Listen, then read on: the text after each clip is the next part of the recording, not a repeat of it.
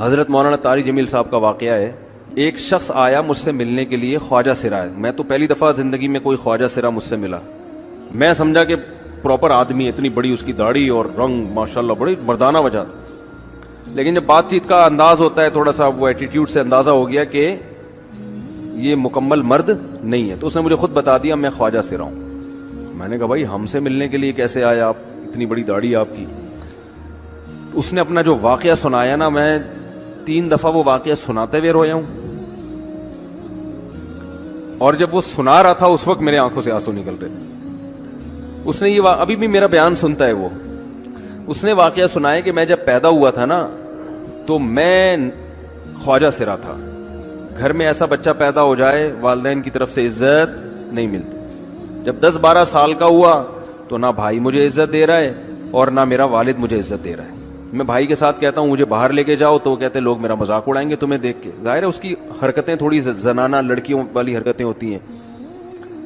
اور والد بھی کہیں محفلوں میں نہیں لے کے جا رہے, ایک مذاق اڑایا جاتا ہے.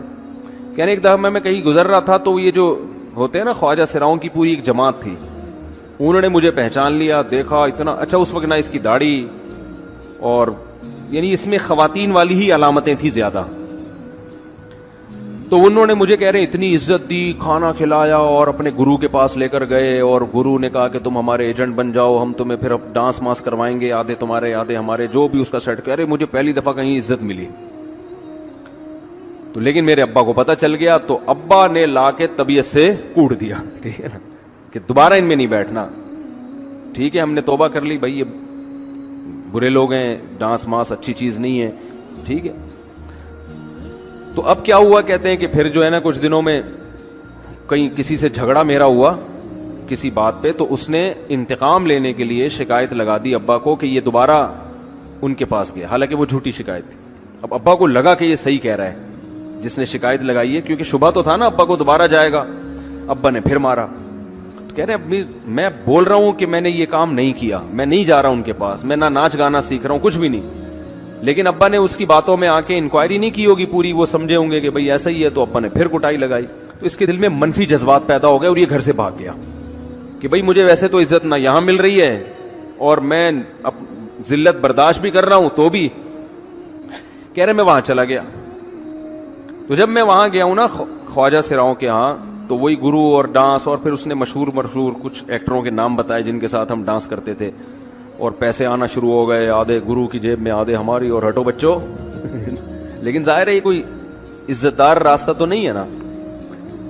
کہہ رہے ہیں کہیں سے تبلیغی جماعت میں حضرت مولانا طارق جمیل صاحب آ گئے, انہوں نے اجازت مانگی, ہمارے گرو کو پیغام بھیجا بھائی مجھے ایک دفعہ یہاں آ کے دعوت دینے دو. اس نے اجازت دے دی, آ جاؤ بھائی.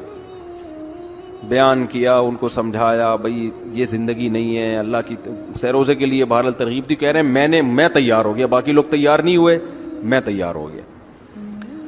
کہہ رہے میں نے گرو سے اجازت لی, اس نے کہا جاؤ لگا لو سیروزہ. تو کہتا ہے کہ جب میں حضرت کے گھر پہ گیا ہوں نا تو حضرت پہلے سے دروازہ کھول کے ایسے انہوں نے دونوں بازو پھیلائے ہوئے تھے استقبال کے لیے, پہلے سے کھڑے ہوئے تھے علماء کے ساتھ. کہتے اتنے مشہور آدمی, اتنی بڑی سیلیبریٹی, اور اتنے بڑے بڑے علماء, ان کی پگڑیاں, ان کے اتنا خوبصورت لباس, جو خود عزت دار لوگ ہیں. کہہ رہے ایسے جو ہے نا میرے استقبال کے لیے دونوں بازو پھیلا کر کھڑے ہوئے, اور ایسے مجھے بیٹا بنا کے نہ اپنے سینے سے لگایا کہ تو میرا بیٹا ہے. کہہ رہے خدا کی قسم مجھے زندگی میں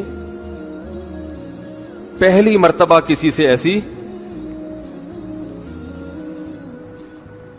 ایسی عزت ملی مجھے کسی سے, اور اس عزت دینے میں مولانا کا کوئی مفاد, بولو بھائی, کچھ بھی, بلکہ ذلت ہوگی نا. لوگ کہتے ہیں خواجہ سرا کو بیٹا بنایا ہوا ہے, اور اس وقت تو اس میں بیچارے میں کچھ زنانہ سی علامتیں بھی تھیں. تو خواجہ سرا کو کیا دے رہے ہیں, عزت دے رہے ہیں. کیا کسی تاجر پہ محنت کرو تو تھوڑا چندہ دے دے گا مدرسے, وہ ایسا ہی ہے نا. اور کسی افسر پہ محنت کرو تو تعلقات کیا ہو جائیں گے, جب وہ دین پر آئے گا تو اس سے کیا فائدہ. اس کو تو باپ ایسے ان لوگوں کو ریجیکٹ کر دیتے ہیں, بھائی اپنانے سے کہہ رہے مجھے یہ اپنا رہے ہیں.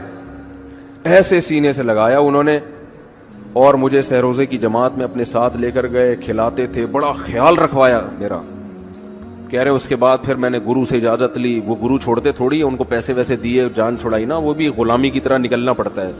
پیسے دیے پتہ نہیں کتنے لاکھ یا کتنے ہزار روپے, وہاں سے پھر نکل کے 4 مہینے اس میں بھی خیال کیا.